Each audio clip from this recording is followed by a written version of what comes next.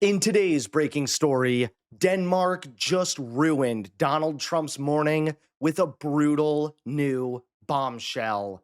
That's right.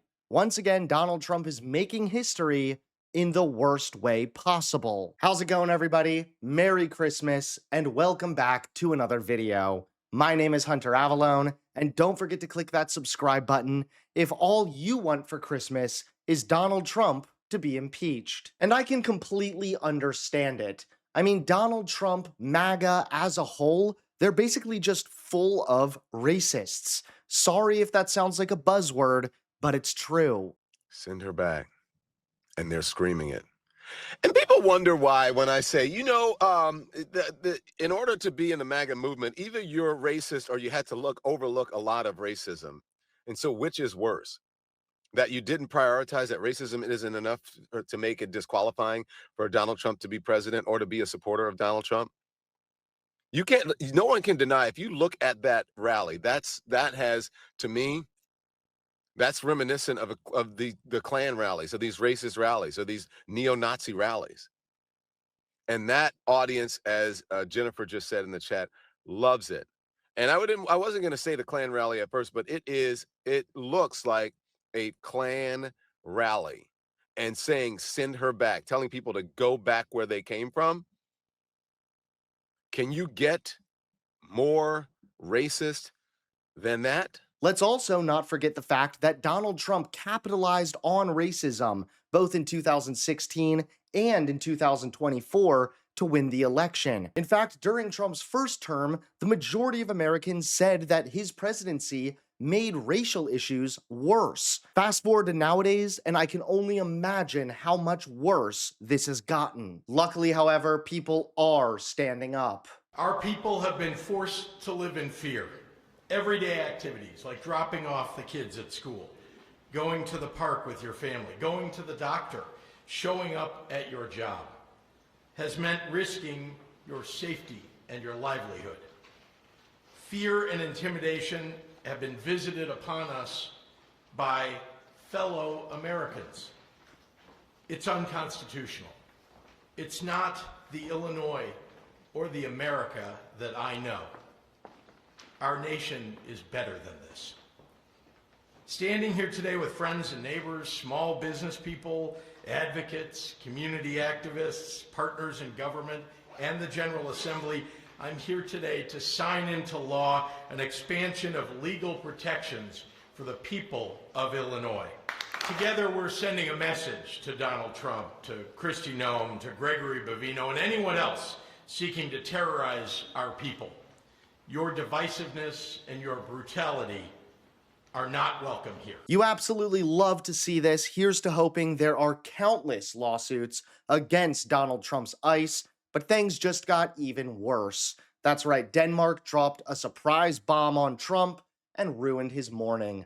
Take a look at this breaking story. Now, Rasmus Jarlov is a conservative member of Denmark's parliament and chair of its defense committee. Thanks so much for joining.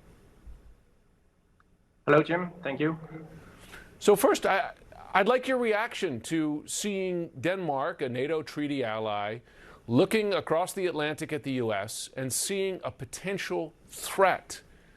Tell me how the two countries got here. We've had great relations with the United States for centuries, and we have appreciated the relations we had since the Americans helped liberate Europe and our country in the Second World War. And we've been very loyal allies to each other for the past 80 years. We've participated in all the major U.S.-led wars in Korea, in the Gulf, and many other places in Afghanistan, Iraq, and so on. So it's not great that now we're receiving threats regarding Greenland, which is the main concern from a Danish point of view. Yeah. Listen, as I've reminded viewers and others, Denmark did some of the hardest combat duty in Afghanistan as well and lost many of its soldiers and quite a large percentage of Denmark's overall forces there.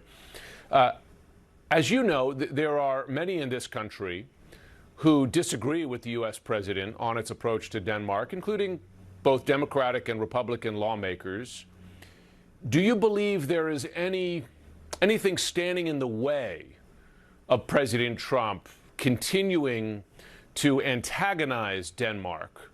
So, I mean, my question is this just about President Trump, or do you believe the entire country, in effect, has turned against Denmark?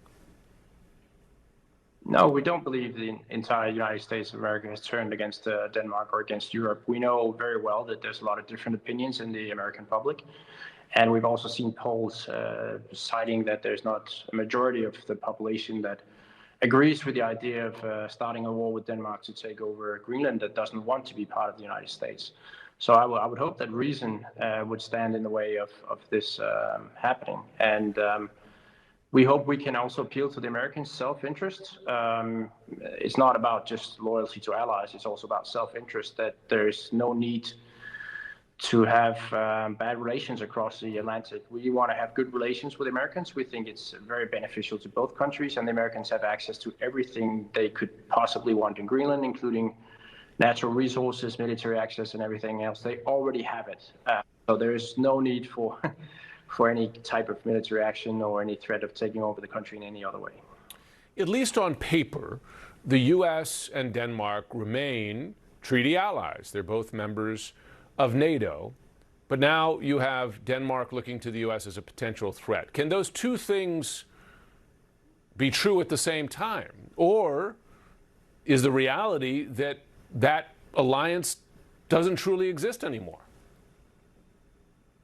No, let's not take it that far. I mean, we have NATO, and we have not heard the Americans not wanting to be part of NATO or not wanting to honor the NATO oath.